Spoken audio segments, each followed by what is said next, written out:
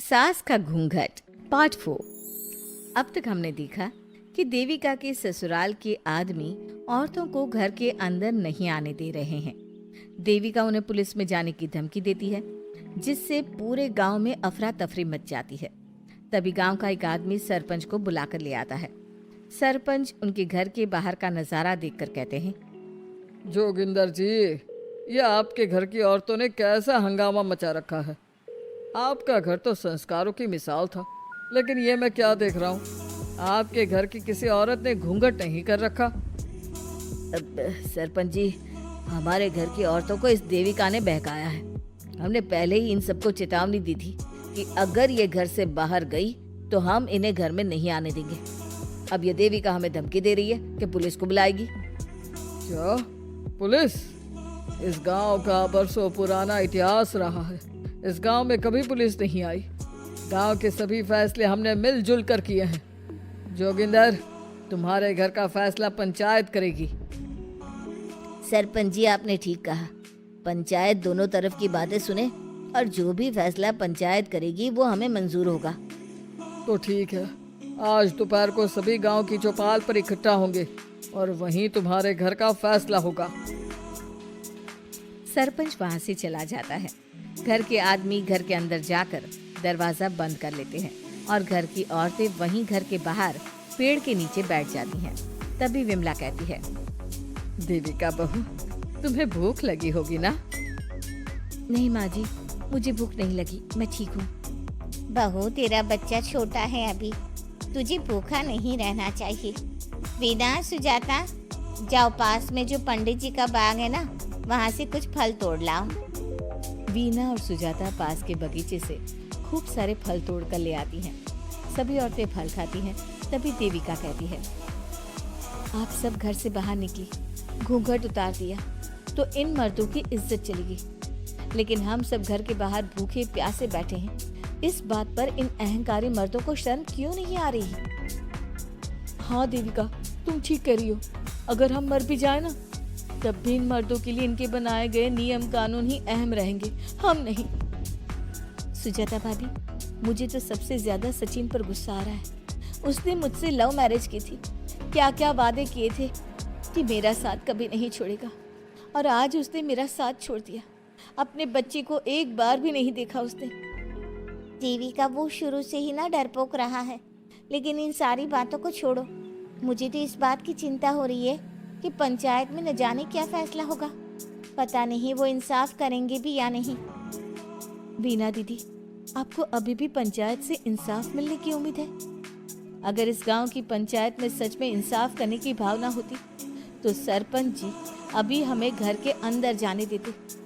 देखा नहीं कितना जहर उगल कर गए हैं हमारे खिलाफ। तो बहू, अब हम क्या करेंगे?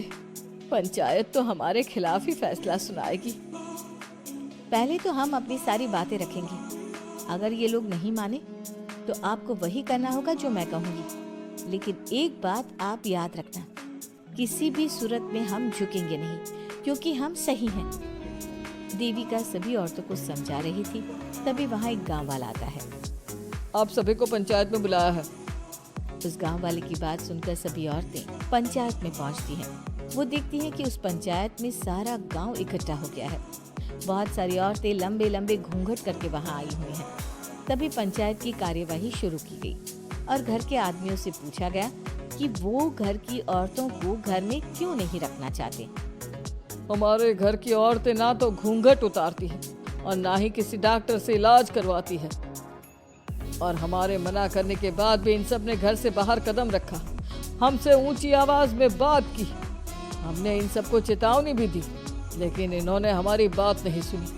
अब ये सभी औरतें हमारे घर में नहीं रह सकती। अब औरतें अपना पक्ष रखें। ये कानून की किस किताब में लिखा है कि औरतों को घूंघट करना चाहिए? और अगर मेरे ससुराल की औरतें मुझे डॉक्टर के पास ना लेकर जाती तो ना मेरा बच्चा जिंदा बचता और ना ही मैं। लेकिन दाई अम्मा से हम इलाज करवा रहे थे ना। दाई अम्मा को कुछ समझ में नहीं आ रहा था। देविका का इलाज दाई अम्मा के बस की बात नहीं थी।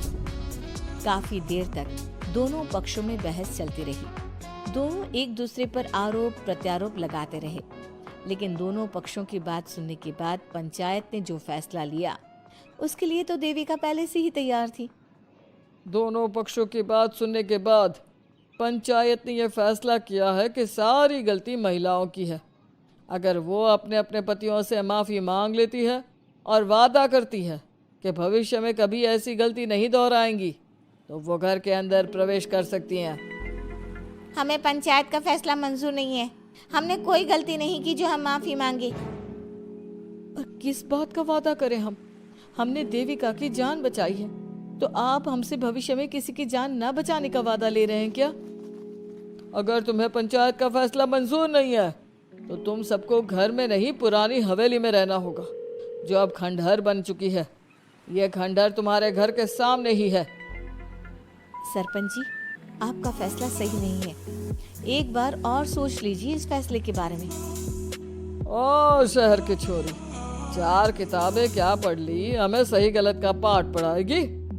तुझे पता नहीं कि पंचायत का फैसला यहाँ सदियों से चलता आया है और लोग उसी को मानते आए हैं।